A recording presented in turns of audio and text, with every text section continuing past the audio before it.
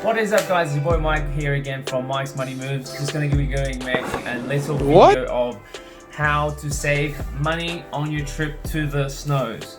So this is going to be something really important for you guys to do, especially if you want to go to the snows. It's your first time and you don't want to spend a lot of money. I'm sure you guys have seen buying snow gear can be really expensive, and if you don't have a lot of money or you just don't want to spend a lot of money, you obviously want to find a way to save it. And I'm going to show you how now. So guys, first things first is you need to find out where you are going. So there are a few different spots that you can definitely go to choose which snow places is appropriate for you, and obviously which season is best to go in. So most of the time people go during the winter season because that's when you get the most amount of snow, which means you get a most amount of fluffy little snow that you can play around, and that is most safe. So depending on your climate and obviously climate change, it can change and vary from year to year. During this COVID period, it does make it a little bit different and a little bit hard to find out which place is good and which place isn't as well. So what you want to do, guys, is you need to have the right transport as well. So having the right vehicle or car to get there can obviously differ where you live and how you get your things as well. So firstly, if you're going to be taking your regular car, you do need to take in account you need to buy snow chains if the weather is not good. So it's very important to have snow gear and snow chains. So snow chains is obviously what it does is it connects to the front of your vehicle if you have a front wheel drive. If you have an all-wheel drive car, you can actually take your car directly there and you will have no issues as well. But if you want to be extra safe, you can get snow gear, so make sure to check if your car is front wheel drive or rear wheel drive. So what you need to do is two chains that connects to it together, two chains, and then what you can do is they connect to the front of the wheel or the back of the wheel, and it's just basically two big wheels with chains across them. So what that will do is that will help you keep your car grounded if you do end up sinking in the snow and it doesn't attain a lot of grip. So that'll help you go towards into the snow without any problems of obviously sliding and slipping off the road. And the last thing you want to do is have your car fly into a cliff, right? And that's one of the options, number one as well. So what you can do as well, guys, if you don't feel comfortable taking your car or your friends don't have a car as well, what you can do is you can hire a car as well. So one way to save money is obviously hiring a car when you're in the area. So within Australia, you can obviously go and get hire cars. So you can go to places like Hertz, you've got Thrifty, you've got Red Dot, I believe. There's this one that I use personally. It's called the Car Next Door. So basically what they are is, I'll give you guys a tutorial and I'll give you guys a look at how it looks. How it works is basically you hire someone else's car. So if they've got a 4-wheel drive, an all-wheel drive car, a car that you think is going to be suitable for the slopes, I do recommend if you can get maybe a 4-wheel drive SUV, or if you can get like a Hilux or a Ute type of car, what you can do is you can also use that as a mode of transporting all of your packaging and all of your things with it as well. So if you can fit a snowboard and ski gear, that saves you 2 trips and gives you more space internally inside of your car as well. So to give you an idea, guys, all you need to do is go into these websites, do a bit of browsing, find a car that's within your range, find one that's going to be working in those climates as well. If you want an automatic car or a manual car, depending on what type of person you are as well, and find out how much the weekly and monthly rates are. So pick a date, find some date that you want to go, find out how much these cars cost, and see if it works within your budget as well. So do a comparison, compare on different sites and see which one you think is going to be worth it for you. You might find it is, you might find it isn't. Let me know in the comments below what you guys think is another good hiring website that people can look at and share it around as well, guys. So once you've done that, find a price, see if it's worthwhile for you, and think about it this way. If you're going to be hiring a car with 4 other friends, so that means it's a 5-seater car, what you can do is, depending on how many days you go for, most people go for the weekend or 2-3 days, you can split that between all of your 5 passengers and it won't cost you that much as well.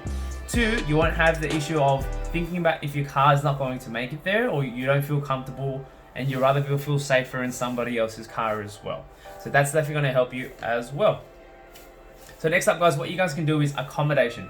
Accommodation is also a very big thing that you can adjust to as well. So depending on where you want to live will depend on if it's going to be easier for you. I know some people and some friends obviously do a day trip as well. So what they can do is they can go on a day trip, they just go there for the day and they come back home. They don't have to worry about accommodation and things like that. But most of us don't want to have the feeling of being rushed there and rushed back sometimes as well. And we want to enjoy the environment of where you are as well. So again, guys, with accommodation, best thing, but we do personally myself. So we've just come back not long ago, so probably yesterday. what we do is we hire an Airbnb. So very simple. I'm sure you know how Airbnbs work. And if you don't, basically you go to airbnb.com, you go to the location and roughly where you want to go. So the more central to the location of where your snow resort is, it's going to be a little bit more pricier. You can purchase a Airbnb, so to say, on the resort itself, but obviously it's going to cost you more money. But in return, you're going to be close to the slopes, which means you don't have to travel very far. But if you and your group of friends and family don't mind moving out a little bit further away, if you decide to and you have a car, so say maybe you live 15, 20, 30, 40 minutes away, it'll save you a lot of money on accommodation as well. And again, splitting it between everyone will save you more money as well, which is going to be a great plus for you guys. So you can do that as well. Hop into those websites, see which one's cheaper, find out which one works for you. You know, more rooms, less rooms. The place that we got personally was a beautiful place in Jindabyne and East Jindabyne, and it is very, very nice as well. Also, we were very lucky as well. During the period that we went, probably about a few days before, there was a report saying that there was a COVID case found in the water system in Perisher, which is basically down the road from where we were going to be having the snow trip that we were. So we got very, very lucky with that as well. So hopefully and luckily no one has been in that sort of premises, but that also meant it was a bad thing for us, because what happened was everyone who saw that news as well, who was going to Perisher, decided not to, which means they had to come to ours, which means we had to wait a little bit longer. But it wasn't too bad, surprisingly. So we got pretty well with that as well, guys. And just another way with transport as well, guys. If you can't afford to get transport, if you're an international person, you're a tourist, you just want to come out for the day, you can't drive or you can't hire someone to get you there, there are other modes of transport in getting there as well. So what you guys can do is you guys can take a train to the location that you're going to. And the best thing about this as well is there are actually bus services that take you directly to your location. So depending on where you live and what resort and location you have, make sure to maybe contact the information center of where they are and ask them for where the public transport is. So the majority of the times is if you're living in a resort, there are bus services very close that will take you directly to where you need to go, and vice versa. And obviously there's some places that will take you directly there that may cost a little bit more, like charters or coach buses. But at least that way it's not costing you so much money to hire a car and having to worry about crashing and insurance and things like that as well. That'll help you as well with that. Let's talk about ski hire and snowboard hire. So let's talk about the hiring process and getting this done. So what you guys can do is, most people can't afford or don't want to buy the gear. So with some of these things, people don't want to buy it. They only do it once a year. It's not worth their time. They don't have room, space, you name it, you plan it, it's not there. So what you guys can do is you can obviously hire it. If you don't mind wearing clothes that's already been used, or if you want to buy it brand new, that's up to you. Personally for me, if you already know, I am very frugal. I like to buy things used or not, because it's something that most people don't use very often as well, which is great for you guys. What you guys can do is you guys can buy them and hire them depending on what suits you at the time, because sometimes you can find it, sometimes you can't. So other choice number one for me is obviously buying used clothes. So what you guys can do is you can hop into Facebook Marketplace, Gumtree, eBay, whatever suits you, maybe a week or 2 weeks before you're about to go.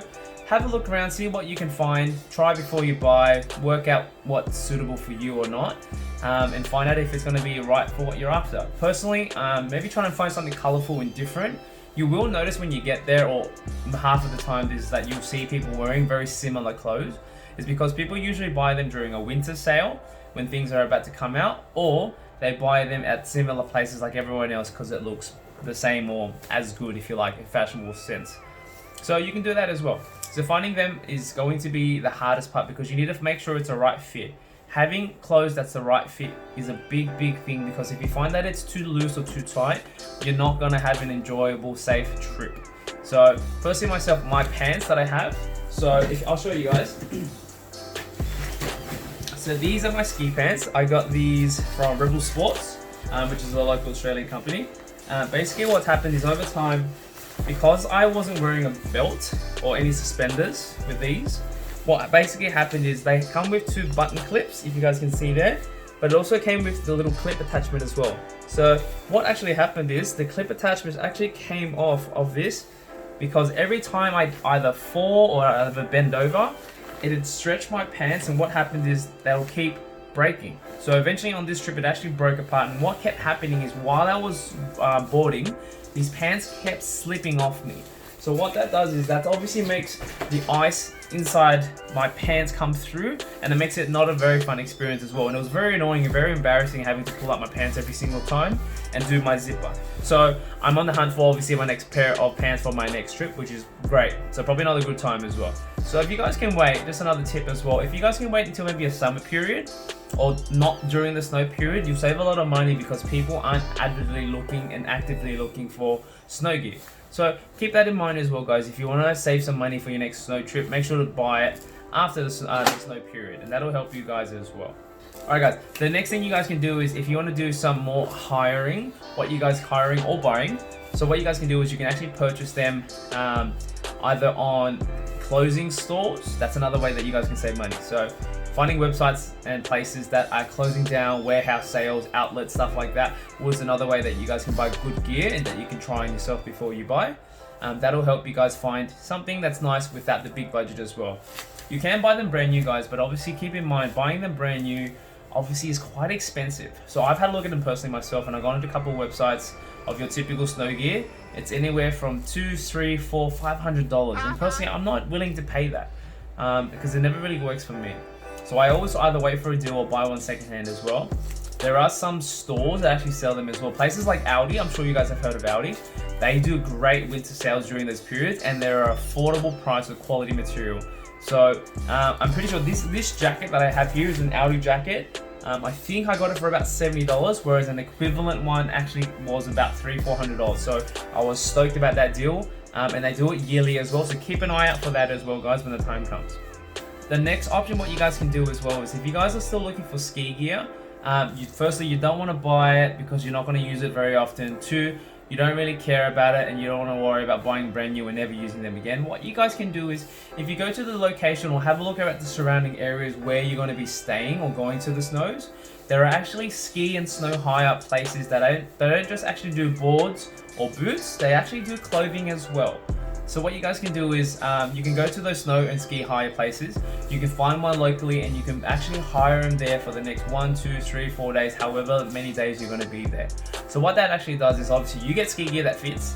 2, you get to find out where it is locally and you don't have to 3, carry them all the way back home from where you came from. You can just get them, return it to them, and you're done. Simple as that. So what you guys can do is, again, same concept with Airbnbs with the ski hire as well. The further out you go, the cheaper you're going to get the ski hire deals. So I'll give you guys an idea as well. So one, you can hire them directly from the resort, which basically means you're in and out of there, but obviously again, a little bit more expensive. But number 2, you can go one that's in the market, that's where you're living, and you can get a hire there. Or 3, you can go out even further to get something even cheaper and just have a little bit of a drive to send it back, but that'll save you money in the long run. Personally, myself, we went to a place called Monster Ski Hire, which I'll send a link in the description below.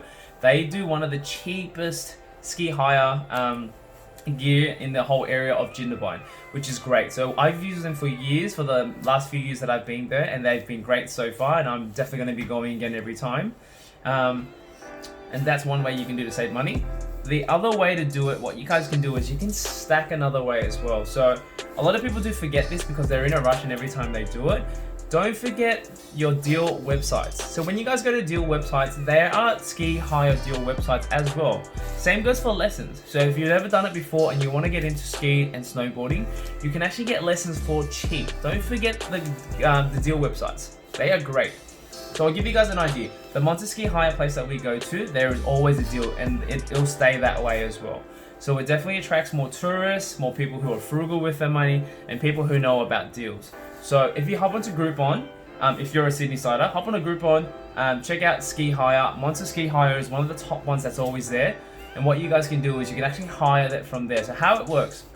So what they do is you get something like $100 value, and you're only paying about $55 for the actual voucher itself. So what that does is it gives you an in-store voucher. So what happens is you get $100 worth of value for $55. You go in store, you rent whatever you need to, and whatever's left over, one, you can obviously keep it in your Groupon account, which you can use for something else, or 2, you can save that credit for your next trip. So every time that you go there, that way you'll have money ready to go. So there you go, guys. That's another way you can do it. Have $100 worth of value for a savings of up to $50, which is a great way to do it. And that's what my friends do as well. Another little hack with Monster Ski Hire is if you go to their website, they always have 20% off. If you don't need that many things, you can just go there individually, hop online, choose a date of when you want to pick up your things, and then once you pay for it, you go there, you collect it, and away you go. So this time I didn't need all my gear because I already had some of it. All I needed was boots and a board and a helmet, and the rest is history. So it's a great way to check out your deal site. So wherever you come from, wherever you're from, the US, America, anywhere around the world, Australia, New Zealand, you name it, check out your deal websites before you go and get the higher places. So always have a look around. You never know when you're gonna get the best deal until you check it out. So keep that in mind as well. Okay, so the final thing I'm going to be talking about, guys, is going to be food. So we know when you're going away, we know that your food's going to be very expensive. Keep that in mind. If you go out and buy it at the resort and where you are, it's convenient, yes, but it's going to cost you a hell of a lot more. Just like when you go to the movies and buy popcorn and drink for $20 when you could buy it for $5 at your local supermarket. So what you guys can do is, firstly, you can hide it. The food, no, I'm just joking.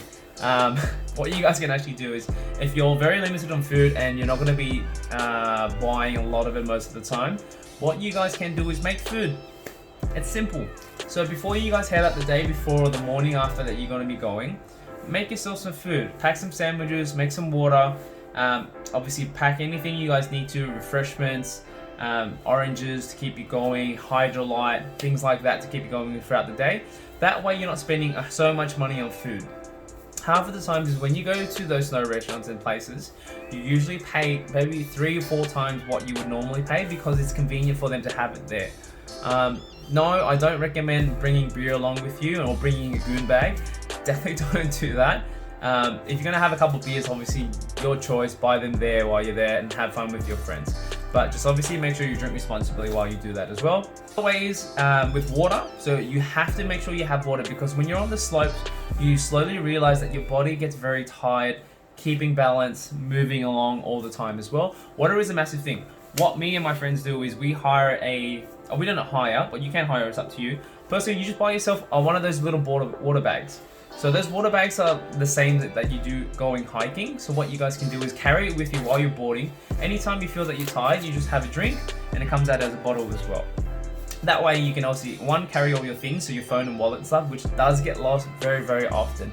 So having a bag will help you as well. And 2, you get hydrated while you're having fun. So keep that in mind. And you can keep your sandwiches and your little nuts and things like that in there as well, guys. So guys, that is my tips if you're deciding to go to the snows and you want to save some money and you want to make sure you have fun on a budget. That is definitely how you do it, guys. If you have any suggestions or if you think you find something better that people can save money, make sure to put it in the comments below. If you like the video, make sure to give it a thumbs up. Subscribe if you haven't already, guys. And my name is Mike and we're here to save money together. I'll see you guys on the next video.